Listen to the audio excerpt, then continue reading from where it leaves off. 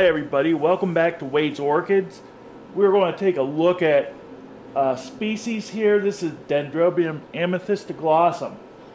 And this has been a long awaited video because we keep waiting for more and more of the flowers to open before I do it. I want to show a good display, but at the same time, a lot of the times these flowers don't last real long. There's couple of flowers here that have already died. There's one, but I want to show you, the plant and a couple of stages of growth here. This is the first bloom seedling here that we're looking at, and it's an H&R cross that I got a community pot of. This is just a traditional amethystoglossum that I've had for a couple of years, and it's doing rather well. This is in I think a 3.5 inch plastic pot here. I use a clay pot just to keep it from being too tipsy.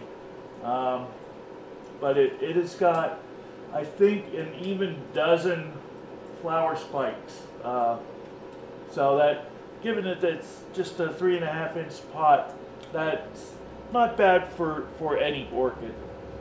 As these things grow, they rebloom off of the older canes for up to 4 or 5 years.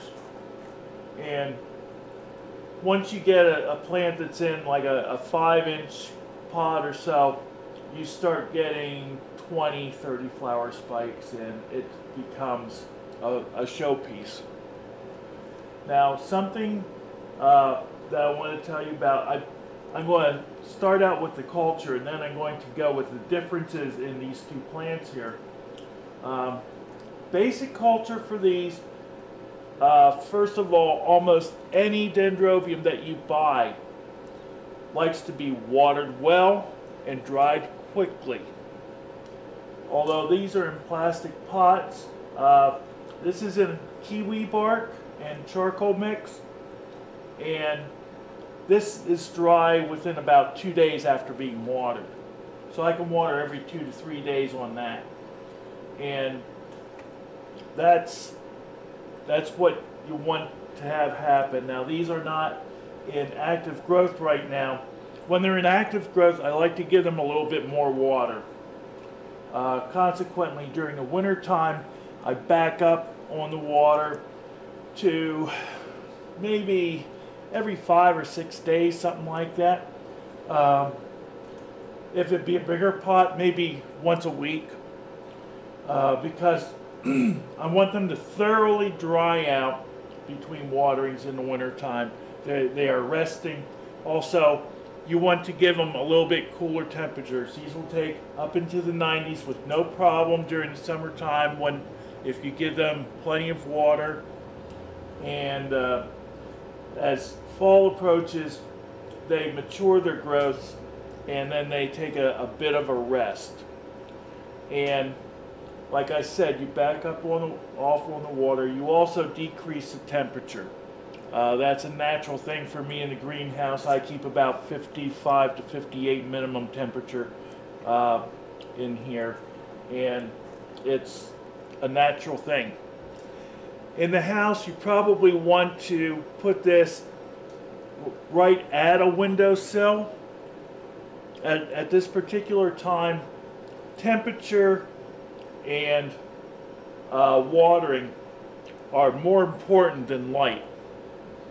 Okay, so even if it's a north window or something, and put a thermometer in there, you want to know what you are subjecting the plants to.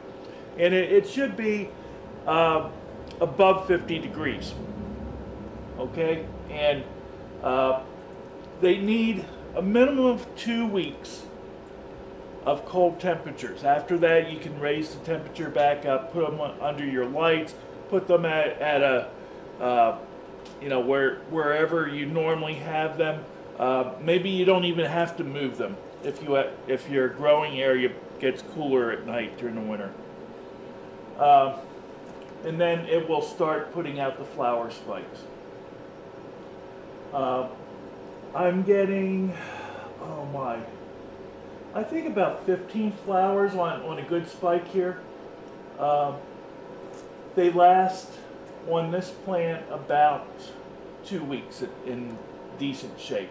They aren't real long-lived, but one of the things that helps them along is the spikes kind of come out at the same time, but not exactly at the same time. So over a period of 3 or 4 weeks, everything will bloom, and it will give you about 6 weeks worth of nice blooming then with that. Let's see. Fertilizing. No fertilizer from the time that the growths are mature in early fall until you start to give it a good amount of watering and there's new growth that's already up an inch or two and you start seeing new roots. Okay, they just don't need fertilizing. The energy that they get for the flowers is already in the plant, and nothing that you're going to do is going to help it along very much. Also, if you do fertilize it too early, you may get the plants to abort putting flowers out.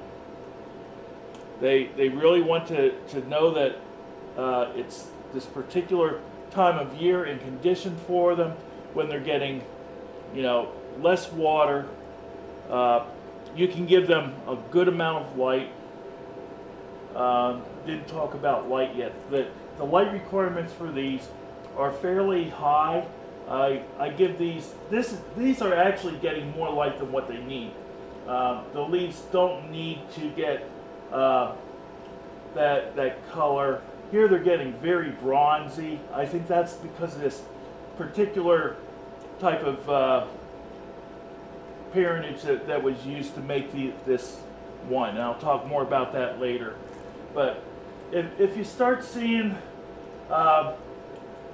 lines, red lines in your plant's leaves, you want to back off. This is pretty good here. You see, this is just a light green. That's almost perfect. Likewise, if you get a dark green, you need to increase light. As I said, Cattleya light is about right for them. Okay, what some people say is very, very bright indirect light. In the home, maybe you want to give it some direct light, some morning sun or something like that, or maybe late afternoon sun for a few hours, because you're only getting light from one direction. But just judge by the way the leaves look, okay? And you should be good. These do not like being potted in real large pots. They like having their roots kind of contained, and they will do well. I try to use something that will last a long time in a pot, because this thing here will not need to be potted for maybe 3 or 4 years. And you want something that will last a long time, which happens easily when you use things that drain really well. Something that's really good is you can put some lava rock in with your mix to help things drain. Lava rock does take some water in through its pores in that and will release it in the potting mix, but it adds to drainage. It's a really good thing, and it never breaks down. Now, to talk about the differences of these plants, you notice this one is a very dark bronze. Well, one of the reasons is because it was getting a lot of light. But if you look at some other factors here, I'm going to hold these two up and compare the flowers. The flowers on the smaller plant, if you look at it, are much brighter. Also, the amethyst or pinkish spot on the lip is much brighter. It's a darker pink, and I've noticed that it started blooming about the same time as this, which is the first spike on this one. And there's already flowers coming off of this, and these flowers look very, very good. They seem to have very good substance. What I'm getting around to is this may be a tetraploid. I'm really not sure. The only way to be sure is to have some genetic testing done. But because of the darkness of the leaves, because of the substance of the flowers, they seem to last longer. They seem to be a brighter white. The pink is a brighter pink. It's at the very least, I could say that it's a better quality flower than what this one is here. We may find that the flowers on this will last longer, which would be very, very good. I'm really glad that I got this cross from H&R. If you're interested, I still have some 2-inch seedlings that are available. And I would like to close by saying in the newest issue of Awards magazine, or Orchids magazine, there was a plant, something that I have a fair amount of. This is Oncidium, or Encyclia boricana, and this is in a 3-inch pot. It's got a little spike coming now, but there was one that got an Award of Merit, an AM, from the AOS, and that gives you an idea of the quality of the flowers that are coming out of here. These are going to be very nice things coming out. This is also an H&R cross. I really like H&R for the quality of plants that they use. So that's it for the Amethysta glossum. If you have any questions, please let me know, message me, phone me, let a message on the video, and I'll be happy to answer any questions that you have. Thanks for watching, and we'll see you next time in Wade's Orchids. Have a good day. Bye-bye.